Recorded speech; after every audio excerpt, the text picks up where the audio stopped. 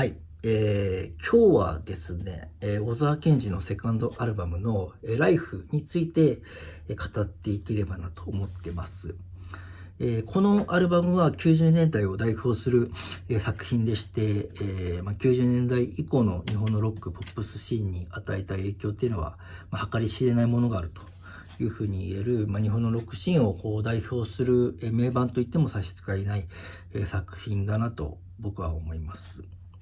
で、このアルバムは今から約30年前の、1994年の8月31日にリリースされております。月日が経つのはすごい早いですよね。今日が2024年の8月19日なので、もうすぐ30周年という感じです。すごくあっという間だなと思うんですけれども、このアルバムはですね、30年っていう月日をほとんど感じさせない新しさみたいなものが詰まっていると、そんな気がしてならないという感じです。ちなみに、ライフリリース日からちょうど30年後のですね、2024年の8月31日にですね、ライフ再現ライブと、銘打ちまして、日本武道館にて当時の、ライフのレコーディングメンバーとか、ライブの演奏メンバーを引き連れてですね、小沢健二がライブを開催するということで、ですね、もちろん僕も抽選に応募しておりまして、当たるかどうかっていうのは今週にわかるという感じなんで、期待して、待っていきたいと思います。で、ライフに話を戻しますとですね、リリース当時っていうのは僕は16歳の高校1年生でしたね。当時の音楽シーン、日本の音楽シーンっていうのは、小室哲哉、プロデュース系とか、ビーイング系の、ミュージシャンがですね、ヒットチャートを占めていてですね、その中で、チャートに入ってくる、この小沢健二のライフの音楽性っていうのは、その時代にとって本当に異質な存在、でした。このライフっていうのは、その頃から、同時期の音楽シーンの空気を、感じさせない、唯一無二の独自の空気感があったんですよね。で、もともと小沢健二が組んでいたバンド、フリッパーズギターっていうのはイギリスの、ギターロックに、強く影響を受けた、音楽性を持っていてですね、そのバンドも、当時の日本の音楽シーンとは超越していた存在だったんですね。それに比べたらライフっていうのは、だいぶ日本のシーンに、寄り添っては、いるんですけども、それでも独自の音楽性が、このアルバムにあってですね、そんな作品が日本のヒットチャートを駆け上がってですね、あらゆる、マスメディアに登場してですね、しまいには紅白歌合戦へと、出演してしまうと。そういった当時の、小沢健二の姿はですね、神々しい雰囲気さえ感じさせましたね。で、そのライフのこの独自の音楽性の秘密っていうのはどういうものがあるというとですね、ライフの楽曲の元ネタを辿ってみるとね、わかるんですよ。この頃の小沢健二っていうのはですね、ラップミュージシャンのような作曲方法をしていてですね、海外のイントロだとかリフを引用してですね、その上に歌のメロディーをつける手法で、作曲しているんですね。例えば、ラブリーっていう、楽曲はですね、ベティ・ライトっていう、ミュージシャンのですね、クリーンアップウーマンっていう曲の、ギタリフを、引用して、いますし、ドアをノックするのは誰だという曲はですね、ジャクソン5、マイケル・ジャクソンが、いた、グループなんですけれども、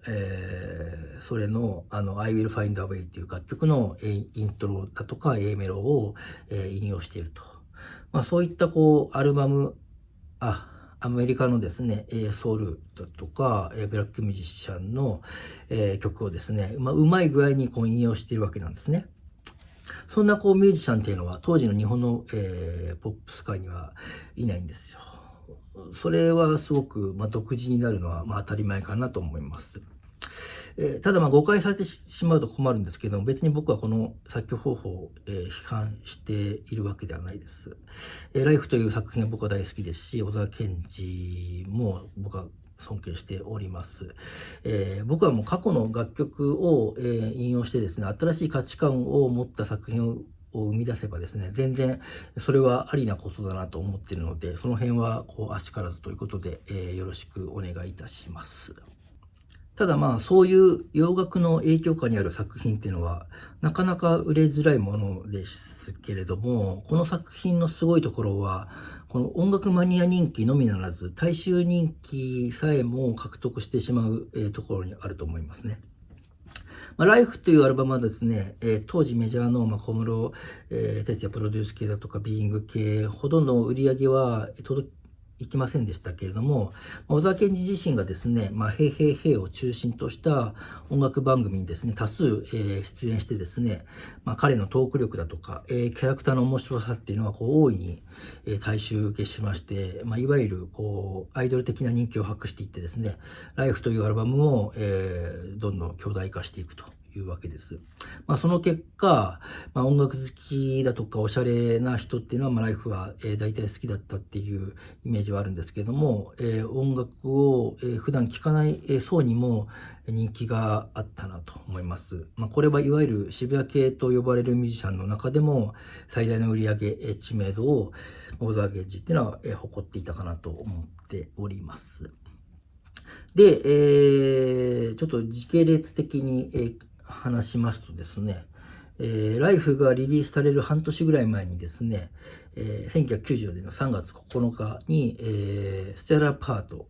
コラボした今夜ブギーバックっていう、シングルがですね、アルバムに先立ってリリースされるんですね。この楽曲はですね、小沢健二の、ファーストアルバム、前作である、犬は吠えるがキャラバンは進むとは大きく異なる、音楽性、つまり、ラップミュージックになっていまして、当時の、いわゆる渋谷系の音楽を聴いていた人に対して大きな衝撃を、与えたと思います。おそらく小沢健二というものはですね、今後はその前作の犬キャラのような、佐野元春的な、シンガーソングライター的な、音楽っていうのを作っていくとみんな思っていたところに今夜ブギーバックをリリースしたということもあって、どうなっていくんだ小沢健二はという、声も多数あったと思います。で、その半年後のライフのリリースでですね、それまでの小沢健二は、ファンはですね、さらに、ショックを受けて、しまうわけですね。このライフの中にはですね、それまでの神様を信じる強さを僕に生きることを諦めてしまわぬようにと歌っていた、ナイーブな文学青年の姿はなくてですね、夢で見た彼女と会ってフィルオーライト、人生の喜びを高らかに歌うですね、新生小沢健二がいたというわけです。で、このファーストアルバムとですね、セカンドアルバム、ライフで一番大きく変わったのはですね、音楽の部分ではなくてですね、歌詞の部分だなと僕は思います。歌詞が変わったっていうのは、どういうことかというとですね、つまり小沢健二の、人生の向き合い方が変わったのかなと思うんですね。結局悩み大きい、時期を乗り越えて、大人になってですね、自分を偽らずに、妥協することなく、社会で認められる存在になってですね、仕事も恋も遊びも全て謳歌していると。そんな幸せな青春のひとときっていうのを、切り取って、このライフというアルバムは、できていると。これは変節したというよりも、小沢健二は健やかに成長したということが言えるかなと思います。ただ、当時16歳の僕にとってですね、少し、違和感を、感じていたのは、正直なところでして、16歳っていうのはやっぱり悩み大きい、年代ですから、こんな感じで人生楽しいみたいな、そんなストレートには思いづらいので、なかなか共感できなかったなと思います。ただ、僕は聞き進めていくうちに、このライフというアルバムはすごい、作品だなと、実感、していくことになるんですね。だけど、ファーストアルバムが好きでですね、ライフを最初聞いた時にですね、違和感を感じたって人は、僕の他にも、いっぱいいると、思っております。ただ、小小沢健二は、その後二度とライフのような、アルバムを作ることは、なかったんですね。その後の小沢健二の活動っていうのはですね、1996年、2年後ですね、ライフの。1枚、ジャズアルバム、を、リリースしてですね、消え去るようにアメリカへと渡っていくんですよ。そんな感じで一時小沢健二は日本の音楽シーンから消えてしまうということでした。僕としてはそれが残念でならないなと思います。通常の、ミュージシャンだったらですね、ライフのパート2をリリースするなりですね、ある程度作風が固まっていく年代だったので、そういった作品をリリースしていってですね、黄金期っていうのを形成していくんですけれども、小沢健二っていうのは、同じことを二度とやりたくないっていう性分だったんですね。フリッパーズギターとソロの変化だとか、ファーストアルバムとライフの変化を知っている人間ならですね、それは、なんとなく理解できるんですけれども、その結果のジャズへの、転向だとか、そして活動休止になってしまうっていうのは、やっぱり残念だなと思います。正直言って、小沢健二の不在は、日本の音楽史にとって、大きな損失な、わけでして、彼の代わりとなる、存在っていうのはついには、現れなかったという形で、かなり痛かったなというふうに僕は、思ってました。こういうふうに小沢健二がですね、こんな一時期活動休止になったっていうのがですね、僕の推測では、彼は生活のためにミュージシャンをやっているっていうのはなくてですね、あくまでも表現したいから、そしてそれが、楽しいからという、欲望でミュージシャン活動をしていたというふうには僕は思っていてですね、つまり、ハングリーさが、欠けているわけですね。表現することがない、嫌ならやめてしまってもいいっていうものは、そういったスタンスで音楽をやっている場合はやっぱり当然そうなってしまうというわけです。だからあくまでも自分のペースで表現活動をやっているということで、それは、小沢健二にとっては、それはそれで幸せなことだったとは思うんですね、今考えるとですね。ただ当時の日本の音楽史にとっては、かなり打撃を与えたかなというふうに、思って、しまいました。さて、最後にはネガティブな感じで、になってしまったんですけども、まだこのライフを聞いてない方はですね、ぜひ聞いてみてはいかがかなと思います。で、昔聞いていた人っていうのは、CD を引っ張り出してですね、昔を懐かしみながら、